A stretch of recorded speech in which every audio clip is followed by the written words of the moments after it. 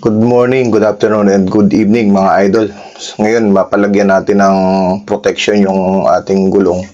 Kasi nga, tag-ulan ngayon mga idol. So, lagi na lang napuputikan yung body ng ating sasakyan. Lagi na lang puro putik tong body na to. So, ngayon, nakahanap tayo ng shop kung saan medyo malayo man sa atin pero ito lang yung nakita natin pwedeng makuhanan ng para do sa model na yun ng sasakyan. Yan o. Makikita nyo piniprepare na. Ito yung Bushwhacker type na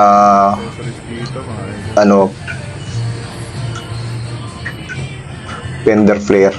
Ayan, dami din nilang stock dito ng mga ibang accessories. Ayan mga idol medyo matagal din pala yung pagkakabit ng mga bolt and nuts doon sa sa gilid bago siya i-mount doon sa sa sasakyan. Kahit na medyo hapon na dito, ayan nakita niya medyo nagta-traffic na doon sa tabing namin. Malapit na kasi maglabasan kasi na alas 4 na nung inumpisahan to. So in-expect namin mas mabilis matatapos. Pero dahil nakita ko medyo matagal-tagal din bago to matapos. Mounting na tayo. Pinanood ko na lang, pinidyohan ko kung paano nila i-mount yung magiging natin, mud protector.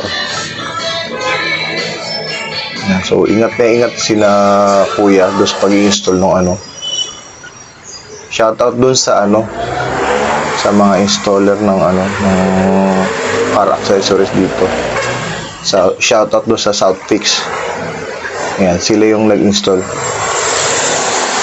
Ingat na ingat. Actually, pagkadikit nila niyan, i-screw pa yan. Tapos, i-blower pa yan para dikit na dikit.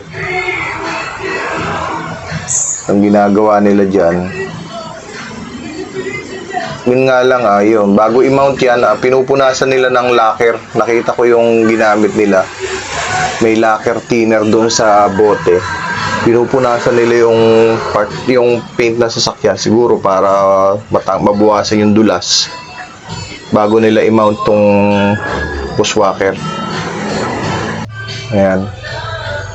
Pagkatapos nila i-mount, i-dryer nila o i-heat gun nila.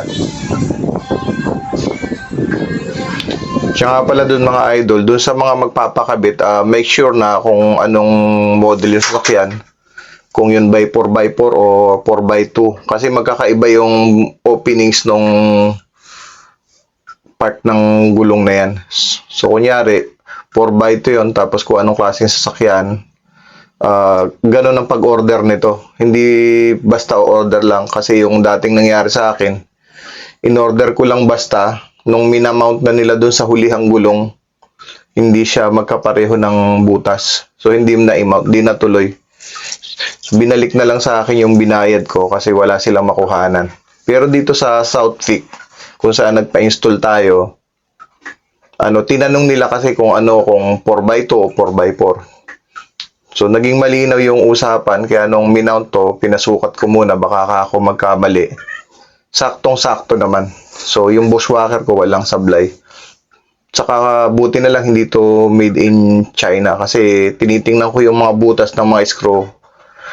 Ang usual na nangyayari kasi pag mga made in China, hindi nakatapat yung mga butas doon sa pagtutornilyohan mismo sa part ng metal ng sasakyan.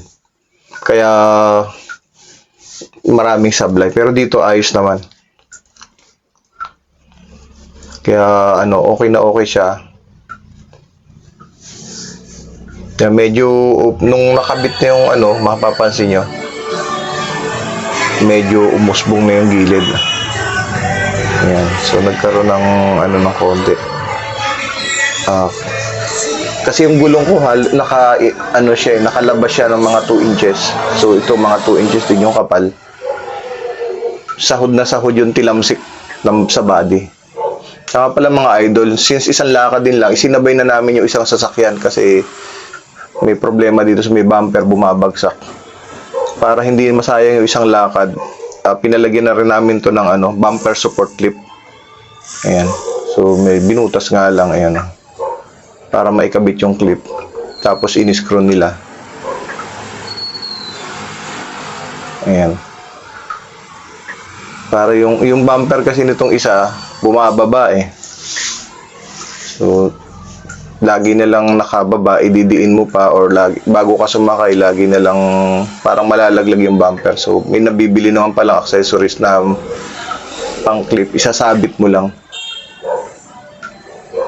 Yan, so, i-screw mo siya doon parang doon sa mga bag, sinasabit yung yung clip na yon. Basta dito ang idea sa mga oras na ganitong ginagamit natin, yung tipong paglabas natin, isang labasan lang, lahat ng lakad isabay nyo na para hindi masayang. Ayan, tapos na yan. Hindi na lang natin napakita lahat. Pero yun nga, for every schedule, maximize your time. Good luck sa inyo mga idol and salamat. Thank you for watching.